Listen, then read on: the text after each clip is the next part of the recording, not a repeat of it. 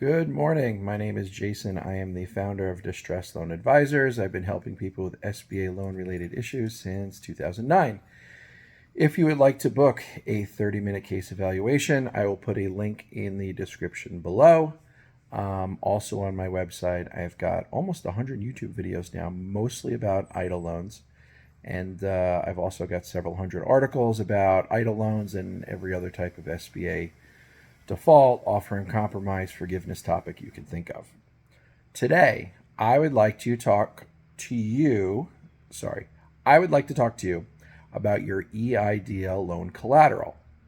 I do get a lot of calls from people whose businesses have closed and they want to sell the stuff, and they're not quite understanding what they signed up for, so I thought it would be helpful to go over that.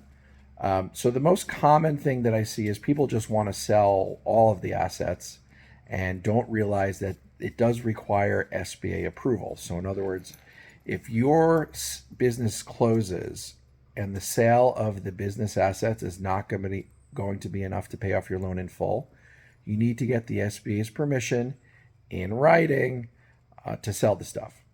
So if you owe them $100,000 and you've got $5,000 worth of inventory, you can't just sell that stuff without first getting their permission. It's known as a fraudulent conveyance, and you can't do it.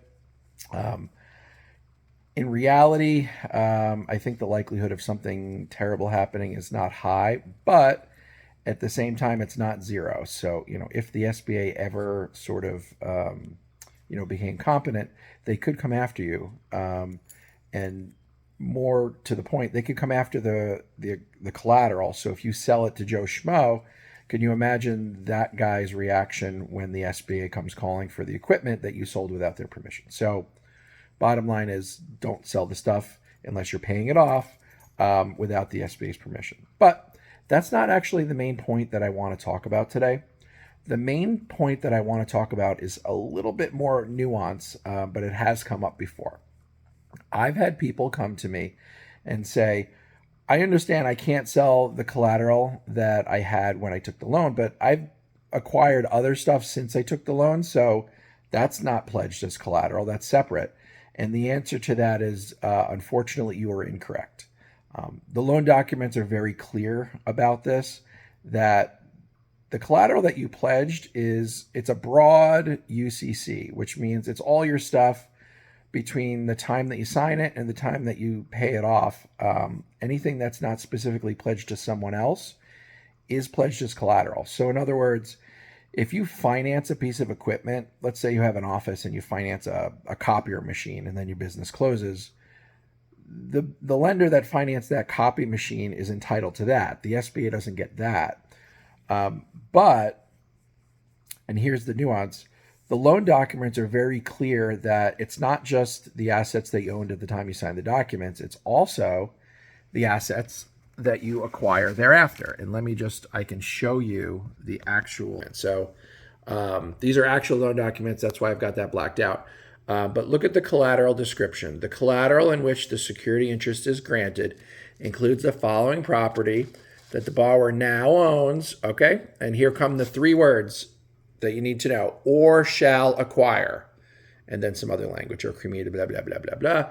And then it outlines basically all tangible and intangible property. So basically we got your stuff now and forever until you pay us off. And so the only exception to this would be if you were able to sell the equipment, do like a partial liquidation and pay off the SBA, then it doesn't really matter.